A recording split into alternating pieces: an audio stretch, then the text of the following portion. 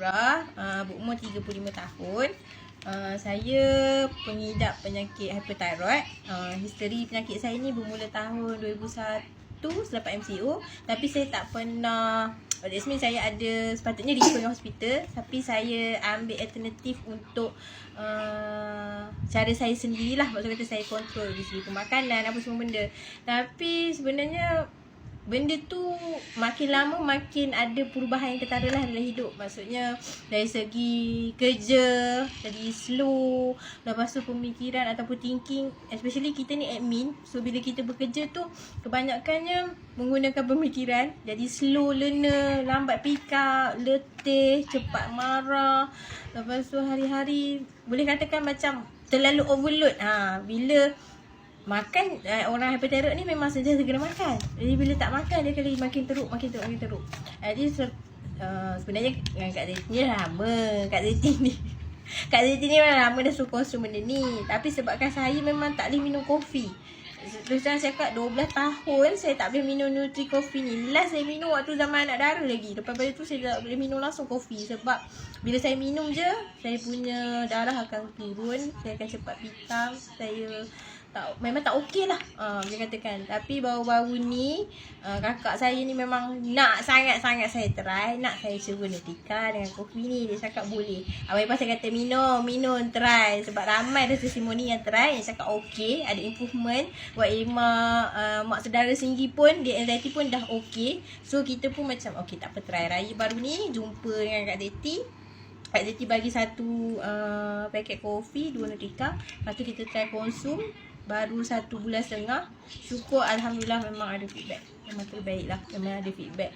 Maksudnya selepas saya minum tu, saya tak banyak perubahan lah dalam hidup saya. Especially dari segi kita ni jaga anak, kita bekerja, semua benda tu macam ada perubahan lah. Maksudnya tak mudah letih. Dia macam balancekan balik immune system.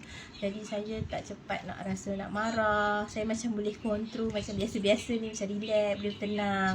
Lepas tu tidur malam saya okey. Especially kopi ni, saya boleh minum kopi ni hari-hari. Kalau saya tak minum tak boleh. Tapi yang bestnya memang tak pening. Memang semuanya balance. Immune system saya okey. So saya nak tengok lah feedback. Tapi lepas ni mungkin saya akan buat juga blood test untuk test balik apa perkembangan seterusnya. So nanti apa-apa kita akan update latest lah, macam mana seterusnya lah. Thank you Nutrika. Syurkan apa suggest kepada pengguna yang ada masalah sama macam Nura? Okey. Kepada pengguna-pengguna yang baru nak cuba Nutrika ni, cuba try konsum dulu. That means ada orang yang makan sekali sehari. Tapi macam saya, waktu tu saya try macam pagi saya try Nutrika, dan malam saya try minum kopi. Saya masuk kata selang-seli dua-dua ni. So far memang ada banyak perubahan lah.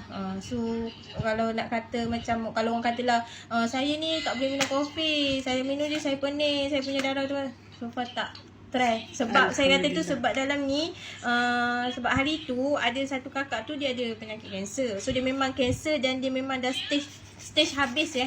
Bukannya boleh katakan menunggu. Okey. Dia ada tanya dekat dalam satu status tu, dia cakap dia cari tiger meat mushroom ni.